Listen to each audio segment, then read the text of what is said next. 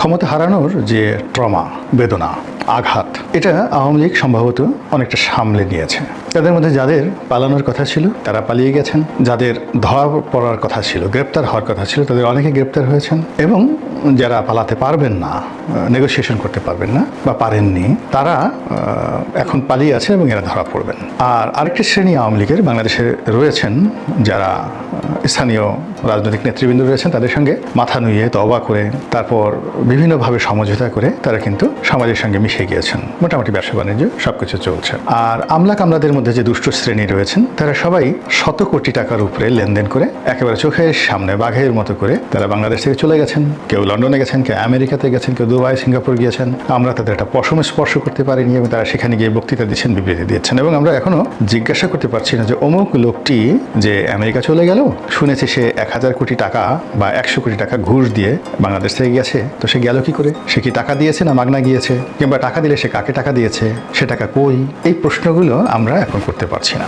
তো যখনই করতে পারছি না, তখনই আমাদের মনে হচ্ছে যে আওয়ামী লীগ জমানাতেও আমরা অনেক প্রশ্ন করতে পারতাম না। তো প্রশ্ন করতে না পারার কারণে তখন যে দুর্নীতিগুলো হয়েছে এবং সেই দুর্নীতি করতে করতে দুর্নীতির যে দানব তৈরি হয়ে গেছে, আমরা সেই দানবের যে তাণ্ডব, সেই তাণ্ডবে চোখ বুজে থেকেছি, মুখ বুজে থেকেছি। তো এখনো অনেক কিছু হয়েছে এই সমাজে। এই 3 মাসের মধ্যে ব্যাংকের মালিকানা পরিবর্তন হয়েছে, 3 মাসের মধ্যে শেয়ার মার্কেট 2বার করে লুট হয়েছে, এই 3 মাসের মধ্যে আওয়ামী লীগের নেতাকর্মীদের হাজার হাজার কোটি টাকার মিল, কল কারখানা, ব্যবসা বাণিজ্য বেদখল হয়েছে, জায়গা সম্পত্তি বেদখল হয়েছে, অনেকের প্রেম ভালোবাসা প্রেমিকা সব তছনছ হয়ে গেছে। ওই জায়গাতে নতুন নাগর সেখানে বাসা বেঁধেছে। অনেক থিপ অব বাগদাদের চোর, তারা জেলখানার মধ্যে বসে রাজার হালে পায়ের উপর পা তুলে আন্ডারওয়ার্ল্ড নিয়ন্ত্রণ করছে, নিজের ব্যবসায়িক সাম্রাজ্য নিয়ন্ত্রণ করছেন। অনেকে কলকাতা গিয়ে, দুবাই গিয়ে সেখান থেকে তারা তাদের যে সম্পত্তি সেগুলো রক্ষা করছেন, এবং এইগুলো রক্ষা করার জন্য আলটিমেটলি তারা অনেক শীর্ষ সন্ত্রাসীদেরকে নিয়োগ দিয়েছেন, এবং সে সকল শীর্ষ সন্ত্রাসীদেরকে টপকিয়ে কোনো যাকে বলা হয় বাহিনী তাদের সেই সীমানা প্রাচীরের কাছে যাবে, এইরকম কোনো ঘটনা ঘটানোর মতো দুঃসাহস এই বাংলায় নেই। সচিবালয় দখল হয়েছে, ব্যাংকের সিবিএ দখল হয়েছে, গুলিস্তান দখল হয়েছে, ফুটপাত দখল হয়েছে, এবং 3 মাসের মধ্যে 15 বছরে মানে একেবারে ধীরে ধীরে এক একটা ইট বসিয়ে আওয়ামী লীগ যে সৌধ নির্মাণ করেছে, যেমন আওয়ামী লীগ অফিস, সেই আওয়ামী লীগের অফিস এখন মানুষ গিয়ে পায়খানা করে, পেশাব করে। তো তদ্রূপ আওয়ামী লীগের 15 বছরের যে অন্যান্য অপকর্মগুলো রয়েছে, চাঁদাবাজি, মাস্তানি থেকে শুরু করে সব জায়গাগুলো উইদিন 15 ডেজ, 15 দিনের মধ্যে যারা নব্য লুটেরা, নব্য চাঁদাবাজ, তারা সেটা দখল করে ফেলেছে। ফলে সব কিছু এখন স্ট্যাবল, কোনো সমস্যা নেই। যারা জেলে আছে তারা নিশ্চিত নির্ভর, সেখানে তারা গান গায়, পান খায়, ব্যায়াম করে, 5 স্টার হোটেল থেকে খাবার দাবার নেয়, গিয়ে খোঁজ নিয়ে দেখেন। এরপরে সেই জেলখানার মধ্যে বসে তারা ইন্টারনেট চালায়, সেখান থেকে তারা তাদের স্ত্রী সন্তানদের সঙ্গে সে মোবাইলে কথা বলে, সারাক্ষণ ইউটিউব দেখে, এমনকি আমার যে টক শো সেগুলো তারা দেখে। তো বুঝতে পারেন যে তারা কতটা অ্যাডাপ্ট হয়ে গেছে। আমাকে কনক সাদার একটা ভিডিও পাঠালেন, সেখানে দেখলাম বেশ আওয়ামী লীগের অনেকগুলো নেতা, পলাতক নেতা, ও মাই গড, হাফ প্যান্ট পরে সে বিশাল ভুঁড়ি দুলিয়ে তারা গান গাচ্ছে। তো সেই গান গাছে কতটা সুখে থাকলে এই আওয়ামী লীগের পলাতক নেতারা গান গাইতে পারে। তো যাই হোক, এখন এই যে আওয়ামী লীগ যখন এরকম একটা স্ট্যাবল অবস্থায় এসেছে, তখন তাদের মধ্যে কিন্তু অনুশোচনা আসছে।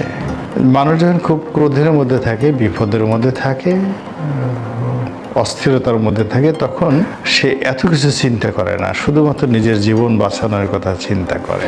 এখন যেহেতু একটা স্ট্যাবল অবস্থার মধ্যে পৌঁছে গেছে, শেখ হাসিনা বুঝে গেছে তাকে কতদিন দিল্লি থাকতে হবে, জয় বুঝে গেছেন, রেহানা আপা বুঝে গেছেন, তারপরে টিউলিপ, জয়, রূপন্তী থেকে শুরু করে যারা শেখ পরিবারের সদস্য, শেখ হেলাল, শেখ সেলিম থেকে শুরু করে তার সন্তানেরা সবাই বুঝে গেছেন যে তাদেরকে কিভাবে চলতে হবে। ছাত্রলীগের যারা নেতৃবৃন্দ, সাবেক মন্ত্রী, এমপি, সবাই যার যার জায়গাতে তারা মানিয়ে নিয়েছেন, এবং এটাকে নিয়তি হিসাবে, কর্মফল হিসেবে তারা মেনে নিয়ে ভবিষ্যৎ কর্মপন্থা তারা যাকে বলা হয় তৈরি করছেন।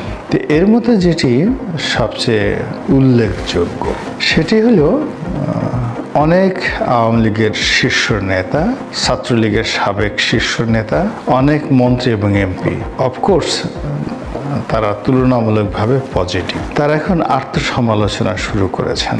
কেন আওয়ামী লীগের পতন হলো, কেন নৌকার পতন হলো, কেন শেখ হাসিনাকে পালিয়ে যেতে হলো, কেন এই আওয়ামী লীগের দুর্ভোগ এবং দুর্দশা হলো, এবং আমরা বাইরে থেকে গালাগালি করে যাদেরকে যে কথাগুলো শোনানোর চেষ্টা করছি দুর্নীতিবাজদেরকে, তো ওদের বিভিন্ন সামাজিক মাধ্যম, বিভিন্ন কথা, বিভিন্ন ইন্টারভিউতে এই যে আত্মসমালোচনা আওয়ামী লীগের মধ্যে চলে আসছে, এটি আওয়ামী লীগের জন্য নিঃসন্দেহে ঘুরে দাঁড়ানোর ক্ষেত্রে একটা নতুন মাইল ফলক।